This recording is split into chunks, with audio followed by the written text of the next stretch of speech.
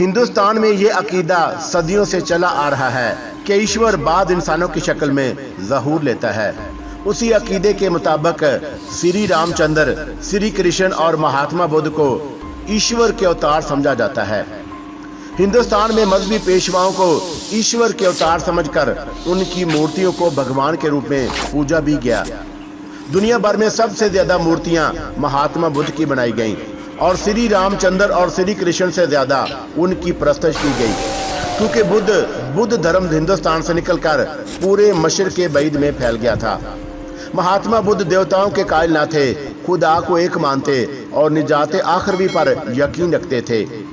انہوں نے اپنے ماننے والوں کو وصیت کی تھی کہ مرنے کے بعد ان کے راکھ کی پوجا نہ کی جائے، مگر یہ حقیقت بڑی دلچسپ ہے کہ دنیا میں سب سے زیادہ پوجا انہی کی ہوتی ہے۔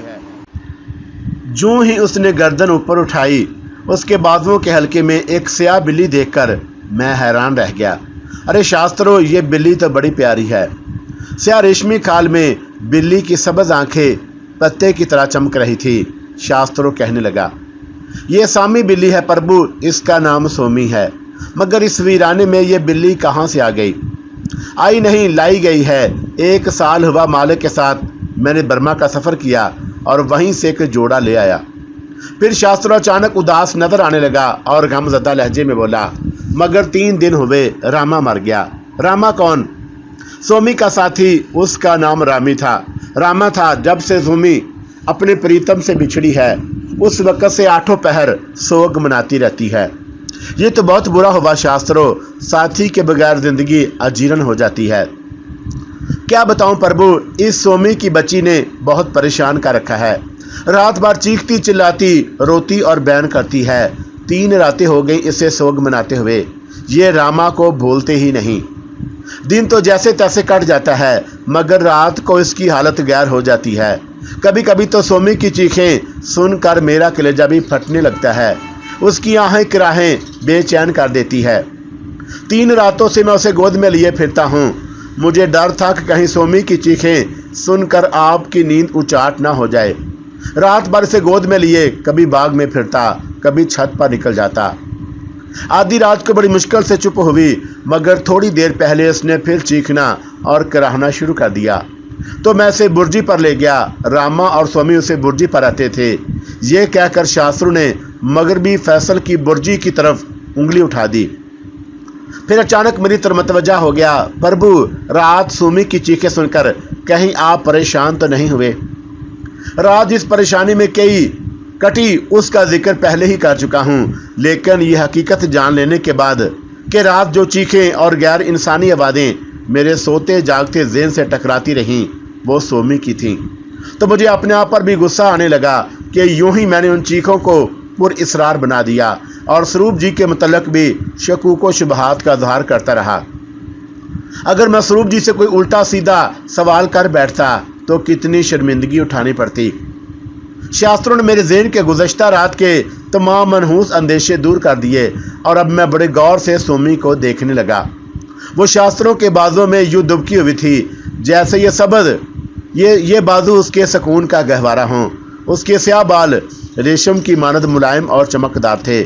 سبز آنکھیں ہیرے کی طرح فروزاں تھی، جس سے اس کی گول گول آنکھوں میں پتلیوں کی جگہ پنے کی گولیاں جڑ دی گئی ہوں۔ راما کی موت کے بعد اس ویرانے میں سومی کا اداس و غمگین ہو جانا بالکل فطری تھا۔ یہاں اسے دوسرا ساتھی مل بھی نہ سکتا تھا۔ میں نے اس کے پنے جیسی سبز آنکھوں کو دیکھتے ہوئے کہا، سومی کی بجائے اس کا نام پنا ہونا چاہیے تھا۔ دیکھو نا، اس کی آنکھیں پنے کی طرح سبز ہیں۔ پربو، اگر یہاں سچ مچ ایک پنا نہ ہوتی تو میں سومی کا نام پنا ہی رکھ دیتا، مگر پنا کے ہوتے ہوئے یہ مشکل ہے، وہ مجھ سے ناراض ہو جائے گی۔ کون پنا؟ ایک نرتکی ہے یہاں جس کا نام جل پنا ہے۔ 100 گوری میں نرتکی کا کیا کام؟ وہ بھگوان کی نرتکی ہے پربو۔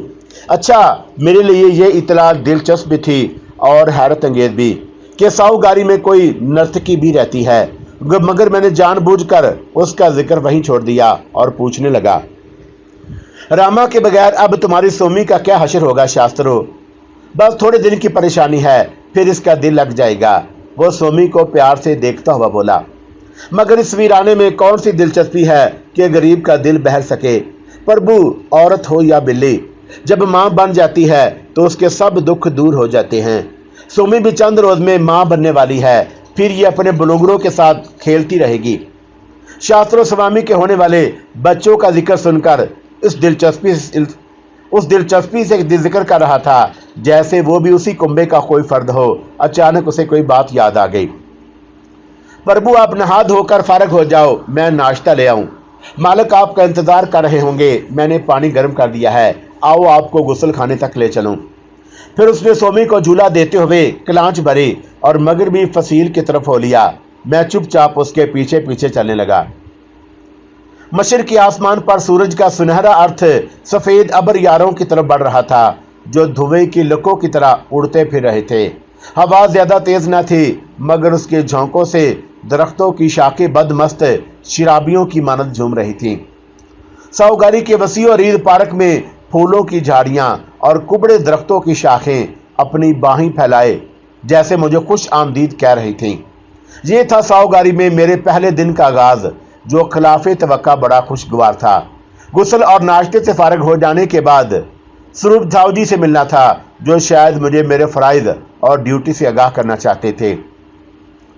स्वरूप जी का कमरा उस सुरंगनुमा राहदारी के आखिरी सिरे पर वाक़या था, जो 10 फुट चौड़ी और 100 फुट से कम तवील ना थी। जहां राहदारी खत्म होती थी वहां एक दीवार उस रिहायशी महल को 2 हिस्सों में तकसीम करती थी, जिसके वस्त में महागनी का मुहिबो मनकश दरवाजा निजी रिहायशगाह में खुलता था। मगर शास्त्रों ने दीवार से 15-16 कदम इधर ही दाएं जानब एक भारी दरवाजे को धकेला। कबाड़ खुले तो हम एक हाल नुमा कमरे में दाखिल हुए, मगर मैं फरते ताज्जुब से दहलीज ही में खनक ठटक कर रह गया। सामने की दीवार पर चीनी तर्ज का एक पुराना मगर इंतहाई खूबसूरत कलाक आवीदा था, जिस पर 11:30 बज रहे थे। रत्नागिरी के वीराने में एक चीनी कलाक देखकर मेरे जहन में उसके पेंडोलम की तरह हरकत करने लगे।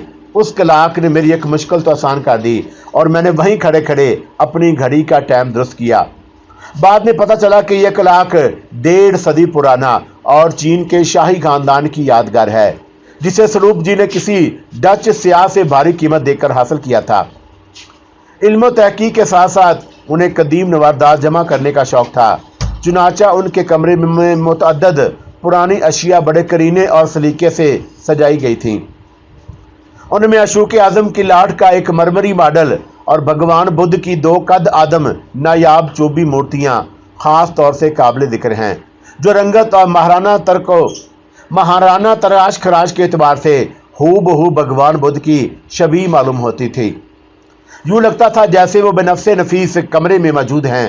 दोनों मूर्तियां वस्ती दीवार के साथ पहलू बे पहलू एस्तादा थीं, जिनसे उस हाल नुमा कमरे में तकद्दस का माहौल पैदा हो गया था। नादर अशिया से रास्ता कमरे को देखकर महज़ब दुनिया से दूरी और अलहदगी का एहसास ना जाने किस तरह परवास कर गया, क्योंकि मैं तो जैसे किसी शहरी बंगले के ड्राइंग रूम या किसी म्यूजियम में आ पहुंचा था। स्वरूप जी एक कुर्सी पर बैठे मेरा ही इंतजार कर रहे थे। उन्होंने हंसती आंखों और मुस्कुराते चेहरे से मेरा स्वागत किया और मुझे रुकते देखकर बोले, रुक क्यों गए थारो केशव, आ गया हो। उनकी आवाज़ ने मुझे चौंका दिया, क्योंकि मैं कमरे के साजो सामान और आराइश में महू हो गया और अपने आप को किसी शहर ही में महसूस करने लगा था। फिर आहिस्ता आहिस्ता आगे बढ़ा। स्वरूप जी ने तो मुझे दूसरी कुर्सी पर बैठने का इशारा किया और शास्त्रों से मुखातब हुए, जो चंद कदम दूर ही रुक गया था। शास्त्रों, हम दोनों दोपहर का खाना इसी कमरे में खाएंगे, अब तुम जा सकते हो। बोना मुलाजम वहीं से उल्टे कदमों लौट गया। मेरा ख्याल था कि स्वरूप जी मुझे उन जिम्मेदारियों से आगाह करेंगे जिनके लिए मैं यहाँ लाया गया हूँ। वो ज़रूरी अमूर समझाएंगे जो मुझे सेक्रेटरी की हैसियत से अदा करने थे, मगर उन्होंने रस्मी तौर पर भी मेरे फ़राइज़ का जिक्र ना किया और इधर उधर की बातें करने लगे। वो इस बात पर खासे परेशान मालूम होते थे कि मुझे एक लंबा सफ़र करके शहरी आबादियों से दूर इस पहाड़ी वीराने में आना पड़ा, लेकिन अपने जद्दे आला गोची साओ की वसीयत के मुताबिक वो इस दूर अफ्तादा मकाम पर रहने के लिए मजबूर थे। ये उनकी ख़ानदानी मजबूरी थी जिससे निजात मुमकिन ना थी। फिर अब तो वो खुद भी उस पहाड़ी वीराने में सुकून महसूस करने लगे थे। उन्होंने कहा, थारोकेशप, मुझे यह अधिकार तो नहीं कि तुम्हारी मर्जी के खिलाफ तुम्हें उस वीराने में रहने पर मजबूर करूं, मगर तुमने खुद कहा था कि तुम्हें वीराने शहरों से अच्छे लगते हैं, इसलिए मैंने तुम्हें यहाँ बुला लिया है। अगर तुम चाहो तो अब भी अपना फैसला बदल सकते हो। मैं हैरान था कि क्या जवाब दूं। उन्होंने मुझसे कोई बात न छुपाई थी, बल्कि शिलांग ही में वाजे कर दिया था कि वो शहर से दूर पहाड़ी वीराने में रहते हैं। अब साओगारी में रहायश या वापसी का फैसला भी मेरी मर्जी पर छोड़ दिया। मैं उनकी साफ गोई से बड़ा मुतासर हुआ। ठीक उसी लम्हे किसी नादीदा ताकत ने मेरे ज़हन के गरफे से निकलकर मुझसे सरगोशी की। थारोकेशप, जब एक अनदेखे रास्ते पर चल पड़े हो तो अब वापस जाना शेवाए मर्दानगी नहीं। जो वादा कर चुके हो उस पर कायम रहो और देखो तो सही कि पर्दा गैब से क्या ज़हूर में आता है। ये मेरी तकदीर की सरगोशी थी जो मुझे शहरों से निकालकर उस वीराने में खींच लाई और इसरार कर रही थी कि वापस ना जाऊं। मैंने अपनी तकदीर को मायूस नहीं किया और सरूप जी से बोला, अगर वापस जाना होता तो आता ही क्यों। मैं अपने फैसले तब्दील करने का आदी नहीं। ये तो बहुत अच्छी बात है, आदमी को मुस्तकिल मजाज होना चाहिए। फिर भी मैं तुम्हारी मर्जी को अहमियत देता हूँ। बाद औकात तन्हाई पसंद आदमी भी वीरानों से घबरा जाता है और शहरों का रुख करता है। आदमी शहर में रहे या वीराने में, अपनी तकदीर से तो नहीं भाग सकता। स्वरूप जी ने चौंक कर मुझे देखा और मैंने अपनी बात जारी रखी। शहरों में रहकर आदमी अपने आप को गुम कर देता है, मगर वीरानों में खुद को ढूंढ निकालता है। ठीक कहते हो कैशप, अपने आप को ढूंढना ही जिंदगी का मकसद है।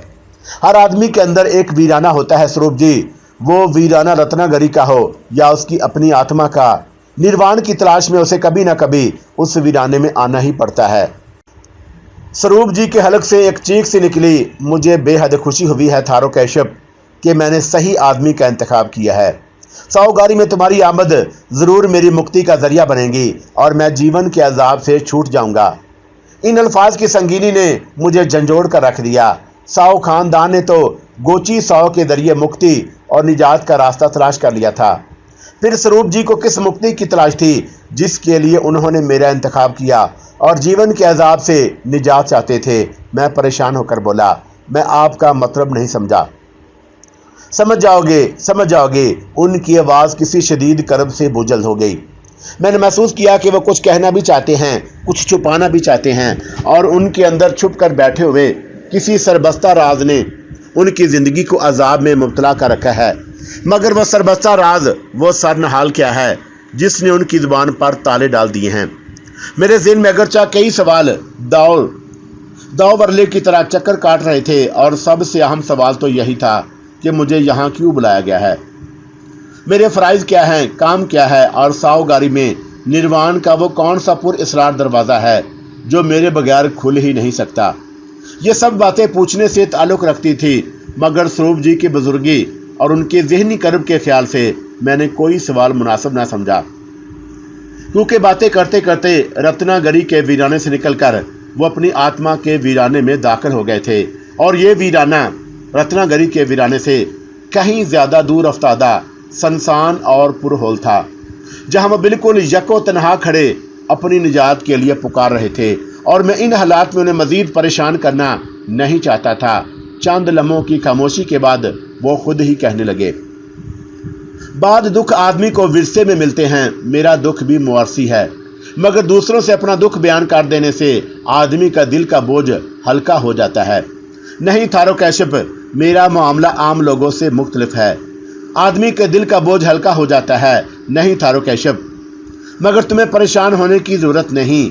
बेशक मैं शहरों और आबादियों से दूर बैठा हूँ, मगर तुम इस वीराने में रहकर भी दुनिया से राब्ता कायम रख सकते हो, क्योंकि साओगारी में हर हफ्ते डाक आती जाती है। उनकी ज़ुबान से ये अल्फाज सुनकर मेरी हैरत और मसरत की इंतहा न रही। क्या वाकई यहाँ डाक आती जाती है? हाँ, मगर हफ्ते में सिर्फ एक बार। सैंचर के दिन एक आदमी डाक लेकर ऊपर जाता है और डाक खाने तक पहुँचाता है। वापसी पर वह साओगारी के पते पर आने वाले खतूत और पार्सल लेकर आता है। ये इतला मेरे लिए बेहद हौसला अफजा थी कि महज़ब दुनिया से कोसों दूर होने के बावजूद रत्नागिरी का वीराना महज़ब दुनिया से मुंसलिक है। इस इतला के बाद शहरी आबादी से दूरी और अलहदगी का जांसोज एहसास पहले से कुछ और कम हो गया। बातों के दौरान वक्त गुजरने का पता ही ना चला। जब शास्त्रों खाना लेकर आया तो मैंने बेचैनी के थे क्लॉक की तरफ देखा। 2 बजने वाले थे। स्वरूप जी ने बताया कि मैं दोपहर का खाना करीबन 1 बजे खाता हूँ, मगर आज तुम्हारी वजह से 1 घंटा देर हो गई, क्योंकि देर तक सोते रहने की वजह से तुमने सुबह का नाश्ता 11 बजे किया था।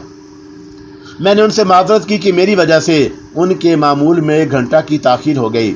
खाना काफ़ी पुरतकल्लफ भी था और लजीज भी। सब्जियों के अलावा गोश्त, अंडे, मछली, चावल, हर शय मौजूद थी और निर्वाण के मतलाशी बुद्ध बख्शु और ज्ञानी पुरतकल्लफ खाने नहीं खाते। सोचा शायद ये खास एहतमाम मेरी खातर किया गया हो और मैं महसूस कर रहा था कि सावगारी के बजाय रुपा या बाटी पर आके किसी होटल में बैठा हूँ। खाने से फारिग हुए तो स्वरूप जी कहने लगे, मेरा ख्याल है कि तुम चंद रोज आराम करो। उनकी इस बात से मुझे अपने फराज के बारे में पूछने का बहाना मिल गया। मेरा असूल तो यह है कि पहले काम फिर आराम। ये बताइए कि मेरे जिम्मे काम क्या है? काम भी देखा जाएगा, थारो केशप, पहले आराम करो।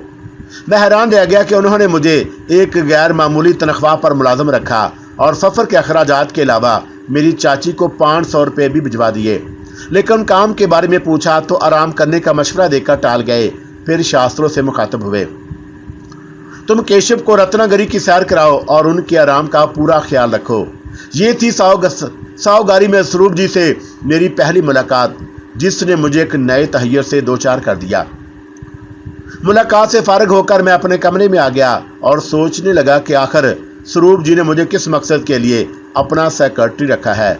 अब तो सावगारी की इमारत ही मेरी छोटी सी दुनिया थी और ये कमरा गोया मेरी कंजे तन्हाई था। मगर दिल की ढारस का एक सहारा ज़रूर मिल गया था कि मैं इस कंजे तन्हाई में रहते हुए भी ख़तो कताबत के ज़रिए बैरूनी दुनिया से ताल्लुक़ रख सकता हूँ।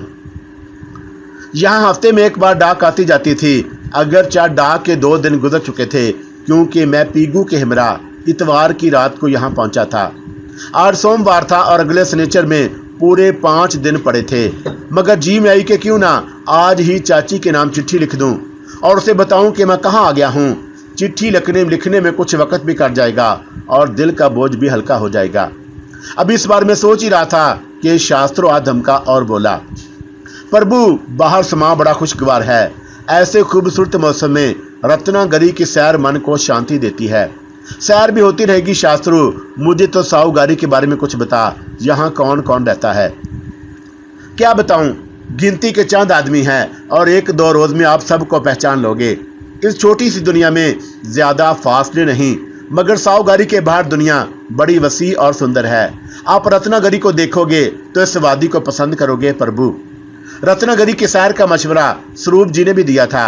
अब शास्त्रों भी इसरार कर रहा था कि मैं उसके साथ वादी की सैर करने चलूं, मगर किसी किताब में पढ़ा था कि पहाड़ों की सैर शाम की बजाय सुबह को करनी चाहिए। शाम के अंधेरों में पहाड़ों पर भटक जाने का खतरा रहता है। मैंने कहा, रत्नागिरी की सैर कल पहले पहर करेंगे, आज आराम करना चाहता हूँ। शास्त्र कुछ देर बैठा, अपनी दिलचस्प बातों से मेरा दिल बहलाता रहा।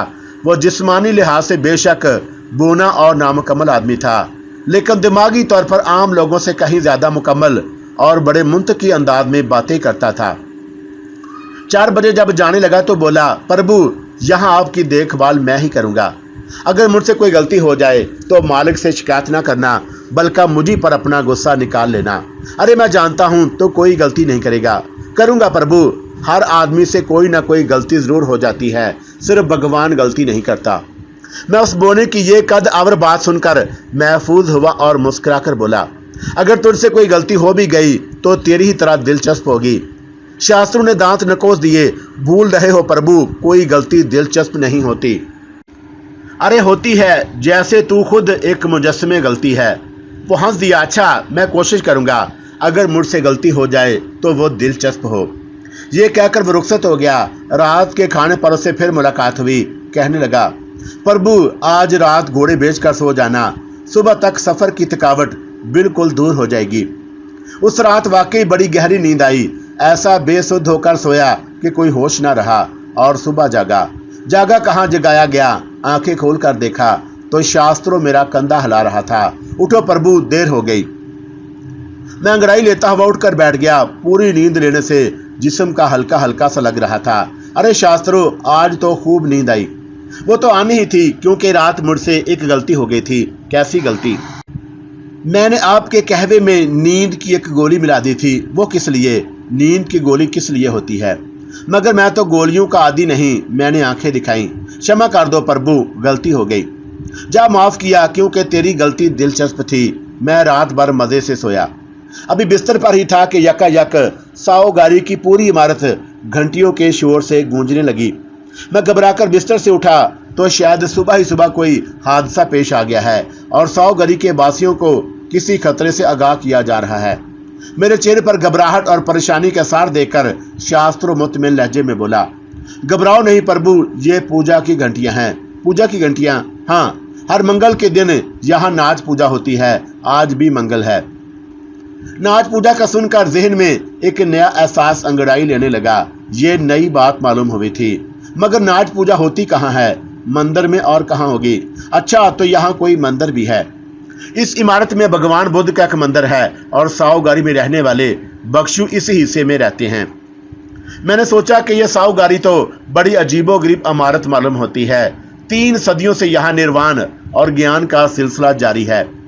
महजब दुनिया से कोसों दूर होने के बावजूद हफ्ते में एक बार डाक भी आती जाती है। एक मंदिर भी है जहाँ हर हफ्ते नाच पूजा होती है।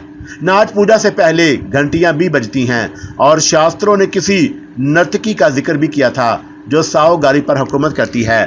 क्या नाम है उसका? पन्ना नहीं, जलपन्ना। और शास्त्रों ने कहा था कि वो भगवान की नर्तकी है। कल जब उसने जलपन्ना का जिक्र छेड़ा तो जाने क्यों मैंने उसके बारे में कोई पूछ ना की, हालांकि करनी चाहिए थी। भला एक दूर अफ्तादा वीराने में नर्तकी का क्या काम? फिर साओगारी की छोटी सी दुनिया में रहने वाले हर बासी को एक दूसरे का हाल तो जानना चाहिए, मगर मैंने उस तरफ तवज्जो ही ना दी थी। अरे शास्त्रों, तूने बताया था कि यहाँ कोई नर्तकी भी रहती है। भगवान की नर्तकी, जलपन्ना है उसका नाम। वही नाचती होगी मंदिर में। हाँ, क्योंकि वह सिर्फ नाच पूजा के लिए यहाँ आई है या लाई गई है। दोनों ही बातें हैं, मगर नाचती क्या है? जादू करती है। फिर तो नाच पूजा में जाना चाहिए। वो तो जाना ही होगा, क्योंकि स्वरूप जी का हुक्म है। क्या मतलब? प्रभु, हर बात का मतलब पूछने की जरूरत नहीं होती। कुछ बातें खुद भी समझना चाहिए। मालिक का हुक्म है कि साओगारी के किसी बासी को नाच पूजा से गैर हाजिर नहीं होना चाहिए। और मैं इतनी सवेरे इसीलिए आया हूँ कि आपको मंदिर में ले चलूँ। मंदिर भी तो दिखाना है। मुझे तो इल्म ही ना था कि यहाँ कोई मंदिर भी है। अब तो पता चल गया ना। और वैसे भी आपको मंदिर में तो जाना ही था, नाच पूजा के लिए ना सही, जलपन्ना को देखने। मैंने हैरतज़दा नजरों से उसकी तरफ देखा और मुस्कुराते हुए बोला, प्रभु, अगर मैंने गलत कहा है तो एक बार फिर क्षमा कर दो। माजरत के इस दिलचस्प अंदाज पर मैं भी मुस्कुराए बगैर न रह सका। अच्छा तू चल, जलपन्ना ही को देखने चलते हैं। मुझे तैयार होने में देर नहीं लगी। नाच पूजा आम पूजा पाठ है, कुछ मुख्तलिफ भी होती हैं और पुरकशिश भी। बड़े बड़े मंदिरों ही में उसका एहतमाम होता है या खास अशर्मों में। मगर साओगारी में नाच पूजा का संदेश और घंटियों का शोर दिल में एक अजीब सी कशिश पैदा कर रहा था। मैंने अपने मन में झांकने की कोशिश की तो पूजा से ज्यादा जलपन्ना को देखने के लिए खुद बुद्ध सी हो रही थी। और ये खुद बुद्ध क्यों ना होती, उस औरत को तो जरूर देखना चाहिए जो सारी दुनिया को तैयार कर इस वीराने में भगवान की नर्तकी बनकर आई है। मैं शास्त्रों के साथ कमरे से निकलकर उस गुलामी गर्दिश में आ गया जो साओगारी के चारों तरफ एक खूबसूरत गोड़ की तरह फैली थी। घंटियों की मुतरन्नम आवाजें अभी तक गूंज रही थीं और उभरते हुए सूरज की रोशनी में ये खनखनाती आवाजें पहाड़ों से टकराकर एक मुकद्दस सजाए बाज गश्त पैदा कर रही थीं।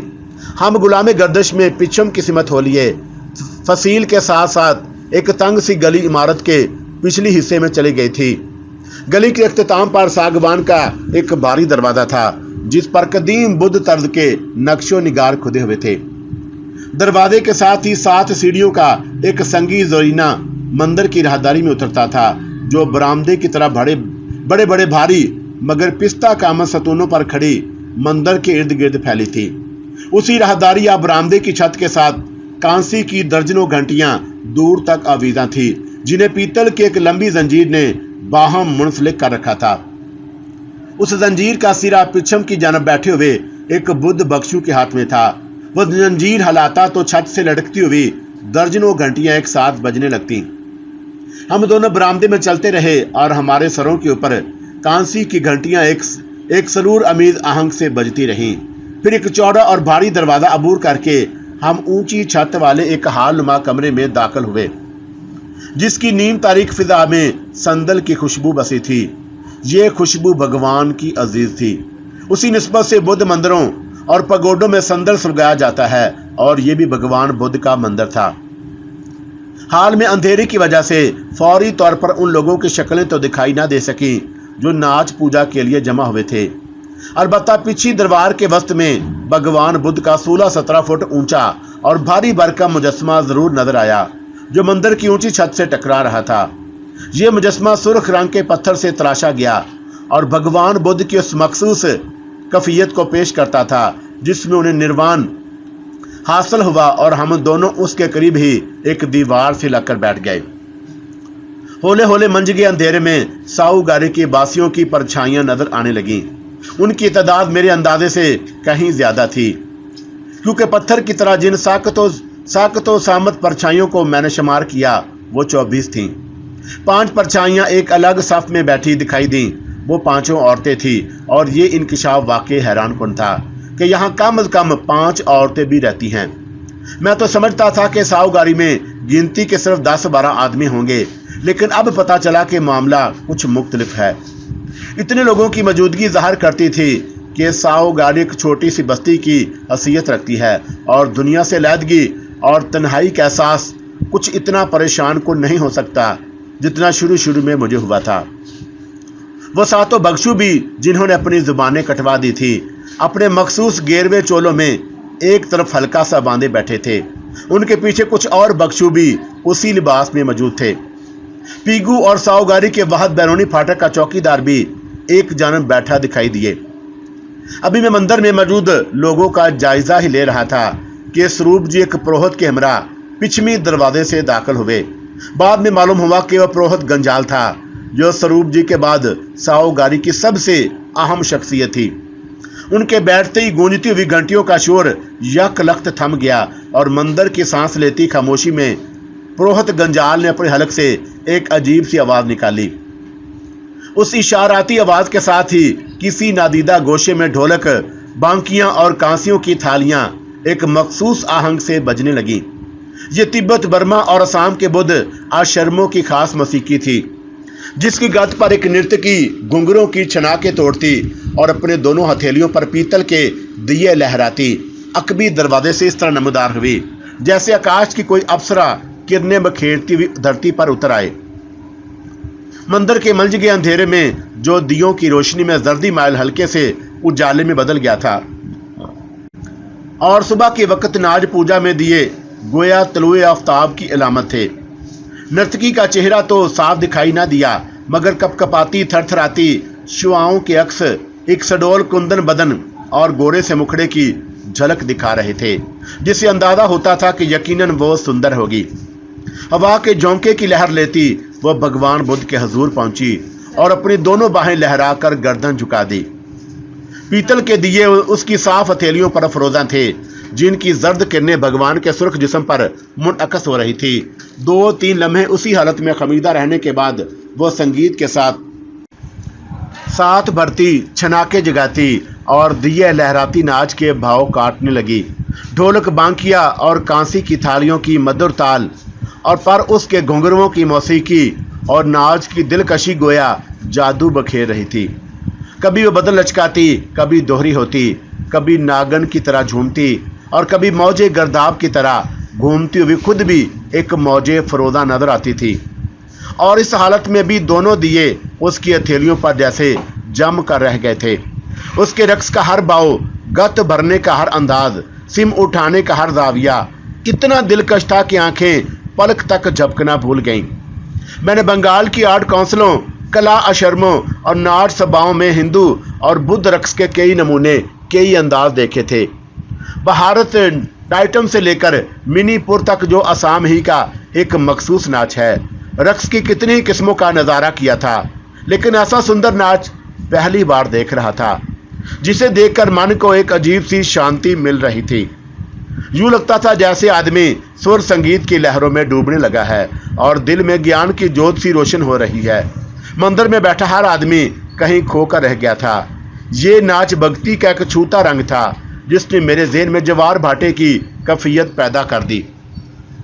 अचानक वो नाच का तोड़ा काटती, घुंघरू छनकाती और बदन घुमाती पलटी और बाहें लहराती हथेलियों पर रखे हुए दियों को अपने कंधों तक ले गई।